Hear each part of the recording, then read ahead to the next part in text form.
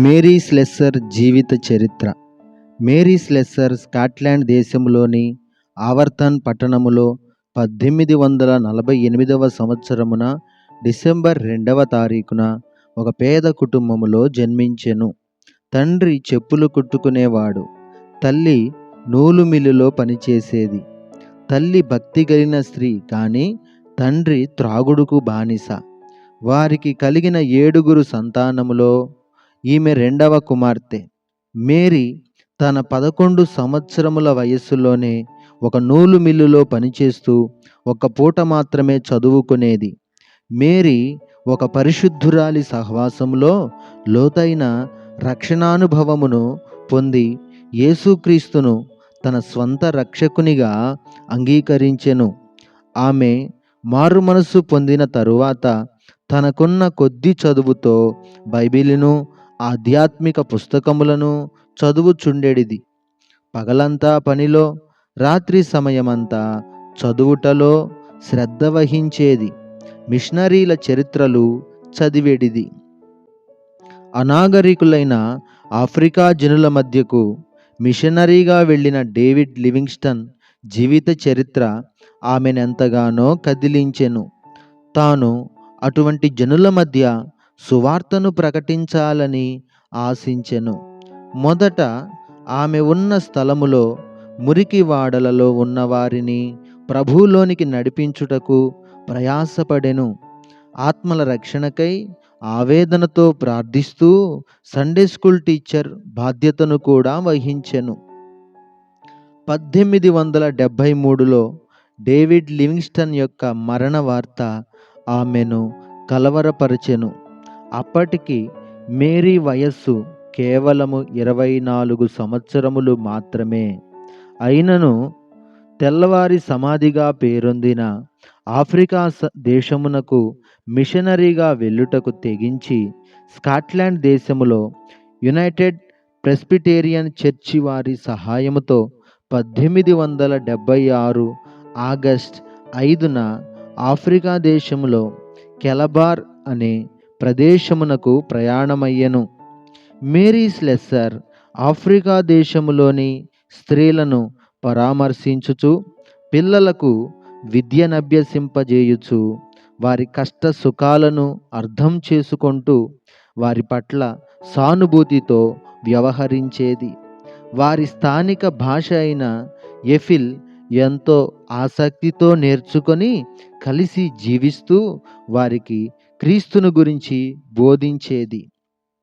భయంకరమైన విగ్రహారాధన, నరబలులతో కూడిన మూర్ఖులైన ఆ జనుల మధ్య క్రూర జంతువులతో నిండియున్న ఆ అడవిలో ప్రభువు కొరకు నిలబడటానికి ఆమె ఎంతగానో ప్రార్థించి ప్రభువుపై ఆధారపడి జీవించేది. 12 సంవత్సరములు వారి మధ్య నిర్విరామముగా కృషి చేసి అనేకులను ప్రభువు పాదముల యొద్దకు నడిపించెను. ఆ తరువాత ఆమె మరింత భయంకరమైన ఓకోయాంగోకు వెళ్ళడానికి ఆశించింది. వారి యొద్దకు అంతవరకు ఎవ్వరునూ వెళ్ళలేదు. వారు బహుక్రూరులు, మూర్ఖులు. వారు చేసే అమానుష రాక్షస కృత్యాలు వినడానికి కూడా ఎంతో భయంకరముగా ఉండేవి. ఎటువంటి దయాదాక్షిణ్యములు లేని నరమాంస భక్షకులు వారు. అటువంటి వారి మధ్య సేవ చేయుటకు 1888 ఆగస్టు 3వ తేదీన ఎంకేంగే అను గ్రామమునకు తాను పెంచుకున్న 5 అనాథ బిడ్డలతో బయలుదేరెను. ఆ 12 సంవత్సరములు ఆమె యొక్క ప్రేమను, దయగల హృదయమును చవిచూచిన ఆ కెలబార్ ప్రజలు ఆమె నరమాంస భక్షకుల మధ్య సేవ చేయుటకు వెళ్ళుచుండగా కన్నీటితో సాగనంపిరి. మేరీ తాను ఎదుర్కొనబోవు కష్టములను లెక్క చేయక క్రీస్తు వైపు చూచుచూ ఒక పూరి గుడిసెలో నివాసమేర్పరచుకొని విశ్వాసముతో, పట్టుదల ప్రార్థనలతో పాపులను ప్రేమించి క్షమించి రక్షించగల యేసు ప్రభువుని గురించి చెప్తూ ఉంటే ఆ దుష్ట ప్రజలు ఆశ్చర్యపోవుచుండిరి. మేరీ స్లెస్సర్ క్రీస్తు ప్రేమతో ఎటువంటి హృదయాన్నైనా ఇట్టే ఆకర్షించేది.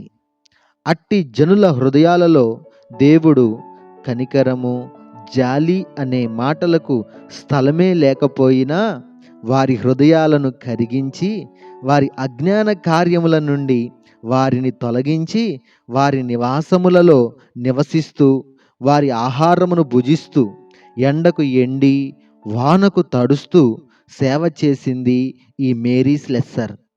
ఒక కొవ్వొత్తిలా తాను హరించుకుపోతున్నా ఇతరులకు వెలుగునిస్తూ క్రీస్తు ప్రేమను చూపించింది. ఈ ఓకోయాంగోలోని ప్రజలు బహు మూర్ఖులు.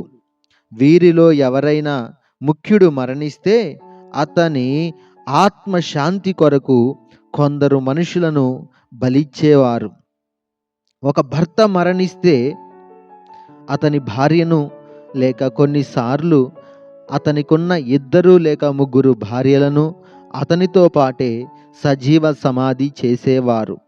వీరికి కవల పిల్లలు పుడితే అది శాపమని తలంచి ఆ పిల్లలను చంపేసేవారు. ఆ తల్లిని తరిమేవారు లేక చంపేసేవారు. మేరీ స్లెస్సర్ ఇలాంటి మూర్ఖమైన అలవాట్ల నుండి వారిని తప్పిస్తూ అలాంటి వారికి ఆశ్రయం ఇచ్చెను. 10 సంవత్సరములలో ఓకోయాంగో ప్రాంతము పూర్తిగా మారిపోయింది. నరబలులు, దురాచారములు, త్రాగుడు మొదలగు దురలవాట్లు మాని అనేకులు యేసుక్రీస్తును స్వరక్షకునిగా అంగీకరించి ఆత్మశాంతిని ఆత్మానందమును పొందిరి. భయంకరమైన ప్రాంతముగా పేరు పొందిన ఓకోయాంగో సమాధాన నిలయముగా మారింది. మా తగువులు తీర్చండి, మా సమస్యలు పరిష్కరించండి అంటూ అనేకులు మేరీ యొద్దకు పరుగెత్తుకు వచ్చేటివారు. మేరీ ఓపికతో వారి సమస్యలు విని పరిష్కార మార్గాలను వారి భాషలోనే తెలియజేసేటిది. అప్పటికామె వయస్సు 50 సంవత్సరములు. ఆమె అనేక బలహీనతలకు, కీళ్లవాతమునకు గురి అయ్యెను.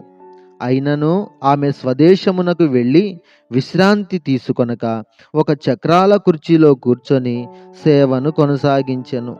అనేక మంచి పాఠశాలలను, ప్రార్థనా మందిరములను కట్టించినప్పటికీ తాను తనతోనున్న అనాథలతో చిన్న గుడిసెలలో నివసిస్తూ నిరాడంబరముగా ఉండేది. అధిక సమయాన్ని ప్రభువు సేవలో వ్యయపరుస్తూ ఆదివారము ఇంచుమించు 10 మైళ్ళకు పైగా ప్రయాణిస్తూ 12 స్థలములలో బోధించేది.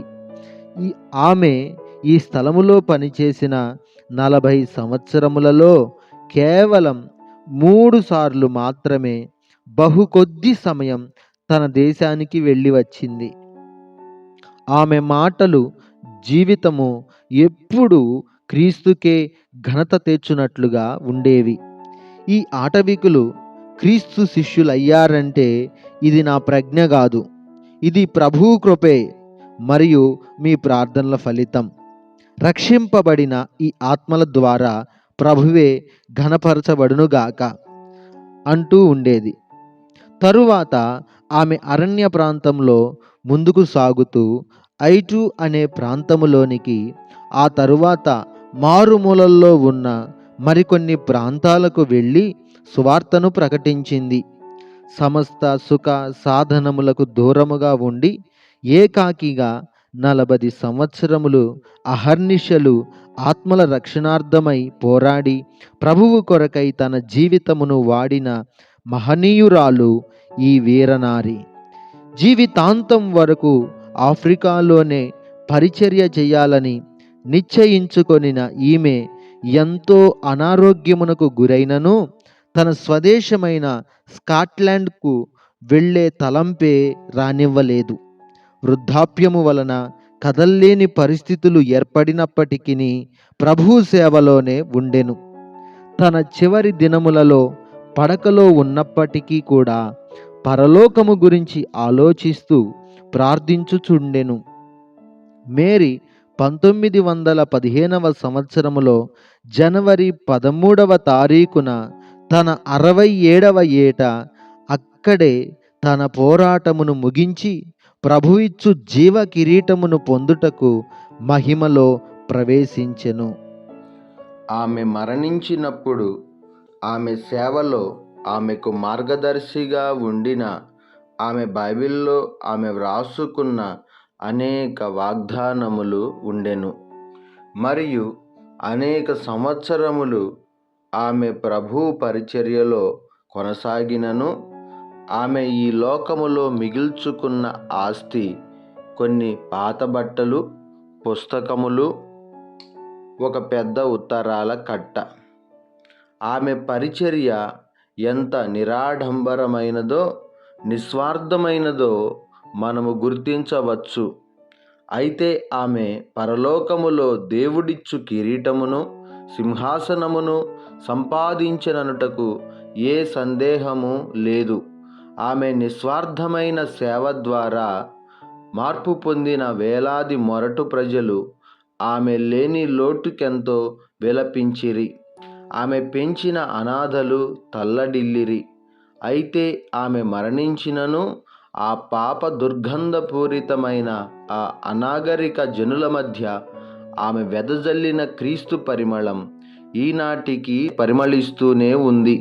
పాప చీకటిలో ఆమె వెలిగించిన సువార్త వెలుగు తన ఉజ్వల కాంతిని వెదజల్లుతూనే ఉంది. ఆహా, ఈమె ఎంతటి ధన్యజీవి!